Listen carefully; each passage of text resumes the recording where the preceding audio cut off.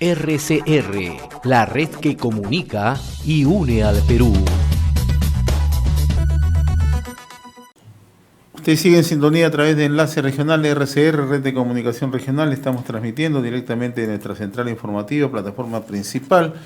Nos ubicamos en el distrito de San Borja, en Lima, ciudad capital de la República, agradeciendo a las estaciones de radio que se suman en vivo, en directo, en distintos puntos del territorio nacional, ¿no? Domingos son las elecciones extraordinarias al Congreso 2020-2021, ¿no? Para analizar, en realidad, hacer un análisis del proceso, qué esperamos de la próxima conformación. Hay quienes dicen que es más de lo mismo. Hemos invitado a Manuel Bernales Alvarado, amigo de esta casa, reconocido politólogo, consultor internacional. Manolo, qué gusto saludarte. Mucho gusto de saludarte, un abrazo por estar aquí nuevamente, invitado. Mis mejores deseos en este año para ti, tu familia y todos los de la misma manera, Manolo, compartido es eso, ¿no? Tú siempre analizando la situación en el país, ¿no? ¿Cómo estás observando este proceso, ¿no? O sea, un proceso que por lo demás ha sido bastante corto, bastante accidentado, pero me lo decías fuera de micro, algo que debe tomarse en consideración, ¿no? Las campañas más han obedecido a criterios individuales que a cuestiones orgánicas, ¿no? Así es. Mira, en primer lugar es un proceso sui generis. ¿Hay alguno parecido a este? No. Es absolutamente sui generis, inédito, y por lo tanto hay que verlo en el contexto en el que se ha producido. Se ha producido en un contexto en el cual la ciudadanía ha sido saturada por escándalos, en el cual los partidos en general, unos más que otros obviamente, empezando por el fujimorismo como punching ball máximo de todo, han sido demolidos. En tercer lugar, existe una apatía y una despolitización, despartidarización, deseducación en relación a la gestión del Estado, a la política y a lo político en la ciudadanía. Y cuarto, existe hoy un desigual peso de los poderes del Estado, de los órganos del poder del Estado, que es único, pero para hablar en términos sencillos y no en términos legales, con una clara y evidente supremacía del Poder Ejecutivo sobre el Congreso, y una situación en la que el Congreso está absolutamente desacreditado. Por último, para no ser muy extenso, los partidos políticos existentes son partidos políticos que son detritos, reminiscencias del pasado del siglo XX. Acuérdate que el APRA se funda en 1924 en México como APRA, la APRA, y aquí es el Partido Aprista Peruano.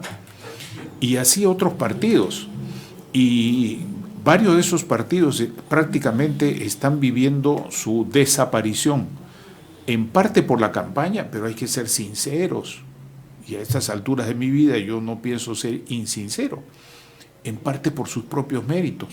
Por ejemplo, tomando el caso del APRA, con todo respeto por la tradición heroica de muchos apristas, de hombres de pueblo, hombres de alta clase social, hombres de clase media, mujeres y varones, ellos mismos se han encargado de destruir el partido. Claramente. Han hecho todo lo posible para destruirlo. Y uno puede leer las declaraciones de algunos apristas que no están en la campaña ni en estas cosas y que han sido derrotados por el equipo, que dicen lo que yo estoy diciendo, no estoy inventando nada. En las izquierdas, después de Izquierda Unida, lo que ha habido es un fraccionamiento. Y como decía un amigo mío que suelo copiarle la frase, la izquierda creció hasta cierto punto, ahora se ha reducido por la ley de la ameba. ¿Cuál es la ley de la ameba? El fraccionamiento. Y lo mismo ha sucedido con otros partidos. Entonces vivimos etiquetas partidarias, partidos políticos, yo escribí ayer, legales. Todos los partidos son legales, pero lo que quiero decir es que no son partidos de una conformación orgánica, social, cultural, como la idea que uno tiene de lo que son los partidos políticos. No es necesario ser graduado con Duverger para saber que es un partido político. ¿Qué nos espera en ese horizonte? ¿Qué nos espera para el próximo Congreso? ¿Qué nos espera? Un fraccionamiento bastante importante. Dicho esto como hipótesis, porque pueden haber sorpresas en la hora electoral. Un importante político que hoy día anda por la pata de los caballos, se cambió de partido, estuvo con Toledo, ha tenido una presencia muy importante en radio, en televisión. Hoy día está con Solidaridad Nacional, no puedo hablar de personas, tú sabes, ¿verdad?, en este momento. Entonces, por eso no lo menciono, no por otra cosa, sino para respetar la ley. Pero esta persona, que ha sido una persona con una importante visibilidad positiva en el país, visibilidad positiva, hoy día no tiene ninguna posibilidad de pasar la valla, aunque esta persona indica que la campaña que se haga en esta semana, que se termine de hacer en estos días, va a ser decisiva para la elección. Pero eso no va a cambiar el patrón. El patrón electoral es por persona, no es por partido. Y si es por persona, todo el mundo anda haciendo campaña para recibir voto preferencial, con lo cual va a haber la tendencia a la dispersión. Me parece evidente que la opinión pública al sector político tradicional lo está desterrando. Así es, y eso se ve. O sea, aún siendo profesionales de buen nivel, aún siendo gente honorable, pero ya no quiere saber nada con ellos. Es más, y si se cambian de partido, peor todavía.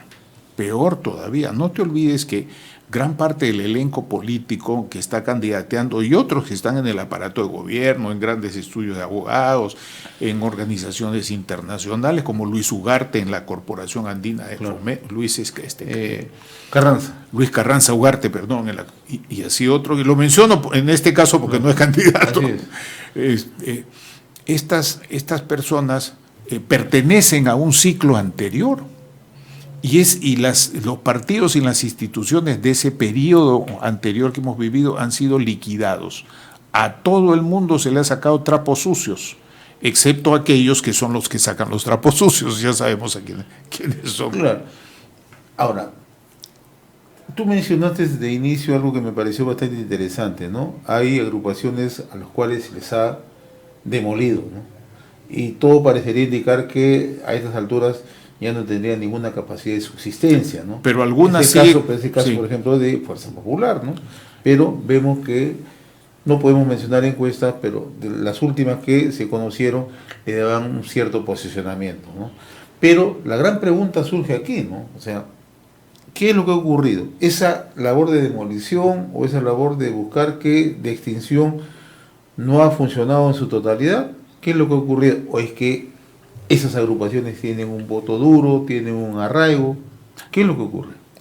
Más de lo segundo, que tienen un arraigo, un voto duro, porque expresan un periodo en que la sociedad peruana cambió.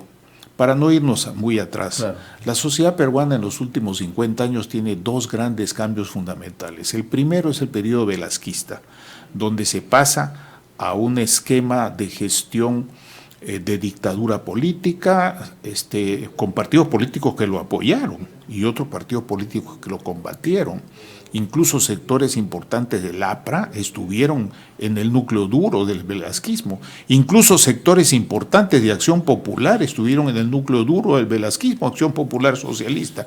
Entonces fue un esquema. El otro esquema, cambio en el país, con otro significado, digamos, polar contrario, es el periodo de Fujimori. El periodo de Fujimori dura 20 años, entonces son 20 años en los cuales hay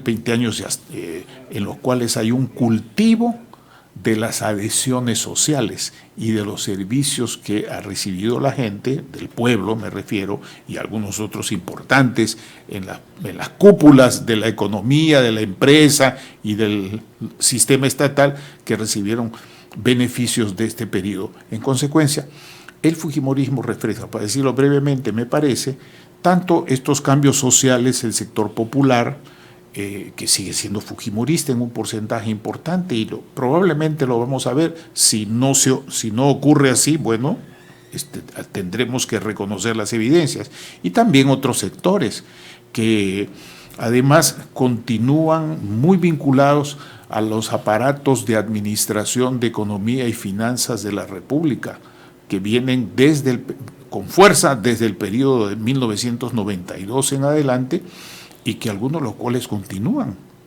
Algunos de los cuales de estos importantes empresarios y funcionarios públicos han sido dirigentes del fujimorismo y son dirigentes del fujimorismo. Algunos están perseguidos hoy día, pero no hay que olvidar que algunos de ellos también fueron funcionarios importantes del gobierno de Alan García y algunos otros técnicos funcionarios importantes del gobierno de Humala. Basta revisar la lista de funcionarios de economía y finanzas y de Proinversión o de otras instituciones vinculadas. En síntesis, el fujimorismo es de los partidos que vienen del siglo XX el que en estos momentos, a pesar de haber sido objeto por sus propios méritos de su suicidio y de la demolición desde el exterior, que conserva un porcentaje importante que yo he sostenido desde el año pasado, hace meses que no conversamos, pero lo he sostenido, va a dar más de una sorpresa, y eso en parte se está reflejando en las encuestas, aunque uno puede tener reservas con ellas.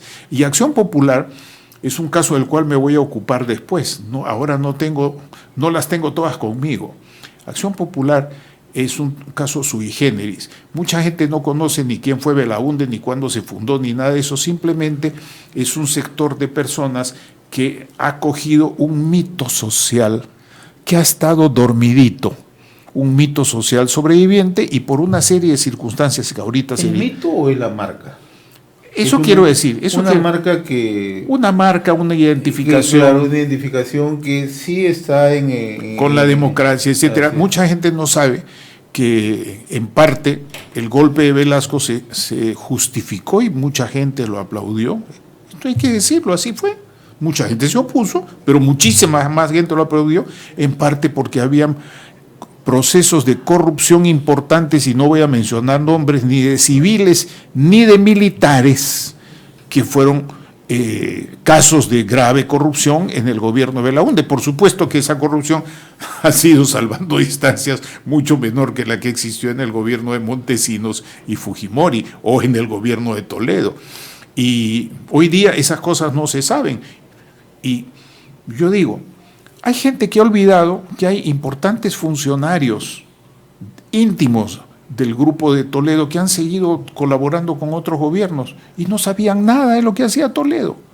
¿Tú puedes creer eso en una sociedad en la cual todos los políticos, desde las revistas populares que leen, periódicos populares que leen, hasta los datos que tienen de empresas de investigación y de los servicios de inteligencia, vivimos en una sociedad chismosa en Lima y también en provincias, en otros sentidos, en otros ambientes, pero nadie sabía lo que ocurría, nadie sabía nada? No puede ser. A mí eso me lleva a una profunda interrogante, pero para volver a tu pregunta, creo que hay sectores sociales que apoyarán al fujimorismo. Hay otros sectores sociales que se han dispersado, pero no hay una fuerza emergente partidaria muy grande. Y el caso de Acción Popular me parece digno de estudio. Puede ser que sea el segundo caso de una fuerza que resurja por la marca y por otras circunstancias, pero de eso todavía no estoy seguro. Hay que ver la votación y hay que ver qué ocurre con las alianzas que Acción Popular haga en otros espacios como son los gobiernos regionales y provinciales, que están recibiendo ingentes transferencias del gobierno central para obras y por lo tanto para entender su presencia y su clientela. Buen detalle. Entonces ahí el escenario se configura de otra manera, ¿no?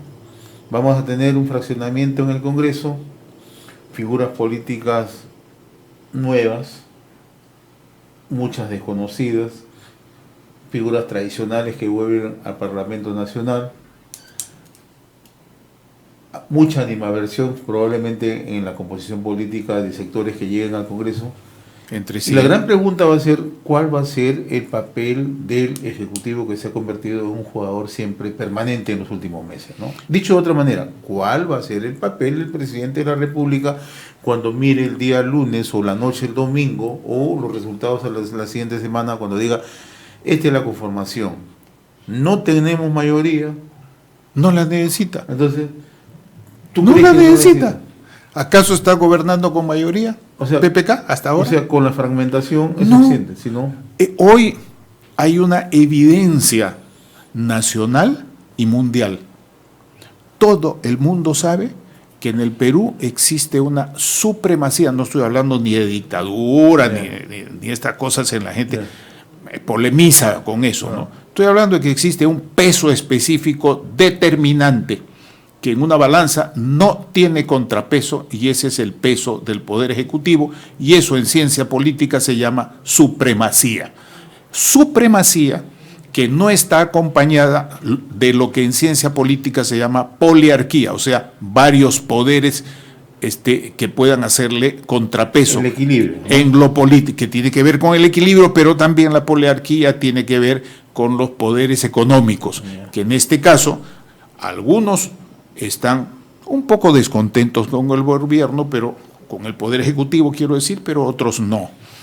La supremacía del Poder Ejecutivo es una supremacía que va a mantenerse por dos razones. Primero, por la fragmentación. Segundo, porque ha sabido tejer alianzas con grupos distintos. El Ejecutivo ha sabido tejer alianzas con grupos distintos que no han mellado su capacidad de iniciativa ni su poder de decisión. Te doy un ejemplo. Tía María no ha salido adelante. Hay paralización de proyectos mineros, hay observación a proyectos petroleros y de otro tipo. Y sin embargo, hay una reacción fuerte de las empresas económicas, de los grandes inversionistas contra el Poder Ejecutivo. No la hay, no existe. Quiere decir que hay un periodo, este periodo que estamos viviendo, en el cual no se evidencia, no se ve ningún poder de hecho o legal fuerte que pueda hacer contrapeso e inclusive pudiese fiscalizar al Poder Ejecutivo. Por último, un detalle, no es un detalle mínimo, la palabra detalle está mal empleada, me perdonan amigos. La campaña electoral se ha caracterizado por el hecho de que inclusive personas con gran experiencia, que no voy a mencionar, que están en distintos partidos políticos, de los 5 primeros y de los otros que tal vez pasen la valla electoral, etcétera, se ha caracterizado porque todos han ido a hacer ofertas que no tienen nada que ver con 3 funciones fundamentales de un Congreso que va a dar paso a un próximo quinquenio, y que son representar, pero sobre todo evaluar, fiscalizar, corregir, enmendar y ser un contrapeso en el sistema democrático. Pero además hay otro detalle, ¿no? O sea, y tú lo notas bien en tu última columna que publicas en El Montonero, ¿no? Que esta campaña para el Congreso más parece una campaña presidencial porque más preeminencia le han puesto a los probables candidatos a la presidencia de la República el 2021, ¿no? Y otro detalle, ¿no? Tú anotabas con bastante claridad, hay una supremacía, ¿no? Eso es en lo político, ¿no? Pero el gran tema que probablemente el gobierno sí no va a poder eludirlo con facilidad son las demandas de la gente, ¿no? Por supuesto, pero Ese aún es otro gran tema, ¿eh? No lo he tocado en el artículo exprofeso porque no podía ser muy extenso, y ahora te puedo decir lo siguiente. Yo no ignoro, como las personas, los periodistas, las personas informadas como ustedes no ignoran y lo saben muy bien, cuál es la realidad del mundo popular, cómo han subido los precios, cómo ha aumentado la desigualdad social, cómo la pobreza medida solo en términos económicos, monetarios, esconde una pobreza moral y una pobreza de calidad de vida insoportable, por lo menos para mí y para muchas personas, que la reconstrucción no avanza. Pero acuérdate de una cosa, alguien se acordó el fracaso de la reconstrucción con cambios, de la reconstrucción a secas de Pisco, de Alan García, que le encargaron a Klimper. ¿Alguien se acuerda de eso? Nadie se acuerda de eso. Y sin embargo, el grupo al cual pertenece esta persona que acabo de mencionar sigue teniendo una expectativa importante. Ojo que la reconstrucción del norte está con problemas, el oriente está con problemas. ¿El Braem qué cosa es? ¿El Braem qué cosa es? Es un barril sin fondo que tiene el mérito o que tiene la curiosidad de haber donde el cual se ha incrementado la productividad por hectárea de la coca para la cocaína. Y la situación de Madre de Dios y de Puno, de los 11 departamentos que ocupan aproximadamente el 62% del territorio nacional, todo eso lo sabemos. Sin embargo, la pregunta es, ¿eso está afectando la supremacía del Ejecutivo? No. ¿Por qué? Porque hay vacíos grandes que este Ejecutivo ha sabido llenar, porque hay alianzas de prensa, hay un combo muy importante entre la big media, la gran prensa y redes sociales que actúan de conjunto, que actúan conjuntamente, y no hay otra entidad política u otras entidades políticas que tengan capacidad de iniciativa. Pero eso es en lo mediático, ¿no? Pero habría que ver si después de todo este periodo, ¿no?, disolución del Congreso, convocatoria a elecciones a un nuevo Congreso, entramos en una etapa preelectoral que es sumamente corta, ¿no? Es correcto. Es sumamente correcto. Entonces, las demandas van a ser más ostensibles, las reclamaciones se van a hacer más visibles y ya no va a haber ninguna posibilidad que el Ejecutivo se disculpe porque también los plazos son cortísimos. Es verdad. Sin embargo, recuerdo una cosa. La declinación de la popularidad del presidente en términos de encuestas no dice mucho. No dice mucho. Recordemos cuál fue la declinación de la popularidad en encuestas de Humala. ¿Cuál fue la de Alan García? Y peor, ¿con cuánto terminó Toledo? Mucho más bajo. Mucho más bajo. Y habiendo más tiempo, en el cual había más tiempo para organizar oposiciones. Ahora no hay mucho tiempo para organizar oposiciones. Y había mayor crecimiento económico, ¿no?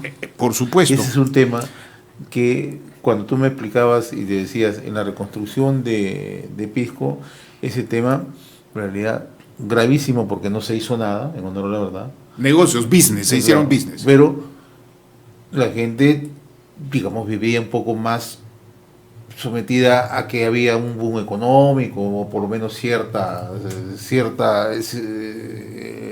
holgura económica, ¿no? Ahora la cosa va por otro lado, ¿no? Y va por otro lado por factores internos. Yo no estoy convencido del argumento que expuso hace poco, de manera lacónica, breve, la señorita que ocupa el cargo de ministro de Economía, y que se le llama usualmente ministra de Economía, diciendo que hemos bajado en el crecimiento económico por la guerra internacional comercial. Eso no está evidenciado para el caso del Perú. Los factores internos son los que siguen jugando con más fuerza. No está evidenciado aquello. Es más, de los principales compradores e inversionistas en el Perú, ese pleito entre Trump y Xi Jinping no nos ha afectado. Seguimos vendiendo y los chinos van a seguir invirtiendo acá, como Estados Unidos también seguirá invirtiendo en la Alianza del Pacífico por una sencilla razón, porque es una zona de privilegio para su seguridad nacional. Eso no hay que olvidarlo. En consecuencia lo van a proteger, pero al mismo tiempo América del Sur es para los chinos una zona importantísima de inversión. Así que estamos frente a dos ofertas y demandas importantes que tendríamos que aprovechar. A mí no me persuade eso. Creo que en todo caso habría que analizarlo mejor, pero mi percepción es que los factores externos no están jugando, sino básicamente los factores internos. Nos quedan 2 minutos, mi estimado Manolo. De manera puntual, la tentación populista o la tentación de acercarse a la región y decirle cuánto deseas, tienes el dinero, vas a proyectar obras. No es una tentación, es una realidad. O sea, eso va a mantenerlo el gobierno.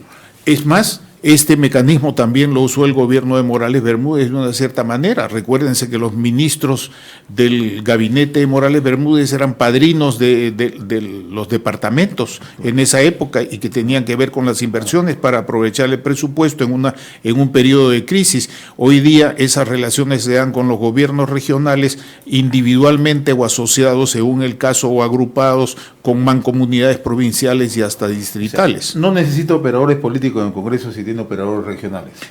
Bueno, en términos absolutos no, siempre tendrá el Ejecutivo, el Ejecutivo actual siempre tendrá una alianza de personas que lo van a defender. Eso se ha evidenciado. Fujimori hizo lo propio con los alcaldes en su gobierno, ¿no? Pero por supuesto, mucho. O sea, es un mecanismo que siempre existe. El mecanismo es muy parecido, ¿no? Brevemente, hace años en la frontera con el Ecuador, yo pregunté a 2 dirigentes indígenas cuáles habían parecido los mejores presidentes del Perú y me dijeron, para mi sorpresa, que eran Velasco y Fujimori. Yo les pregunto, ¿y por qué? Porque Velasco nos dio la partida de nacimiento con la ley de comunidades nativas de selva y ceja de selva. Y Fujimori, ¿por qué? Porque vino acá y nos hizo obras. ¿Y cuáles eran las obras aquí? Pequeñas obras. Hoy día no se trata de eso. Solamente se trata de otras inversiones importantes y es más, el gobierno tiene hoy, lo cual me parece muy bien, mecanismos nuevos de inversión como el empleado en el caso de los Juegos Panamericanos, los contratos NEC, que existen desde 1993 y aquí todavía estamos descubriendo que el agua hierve recién.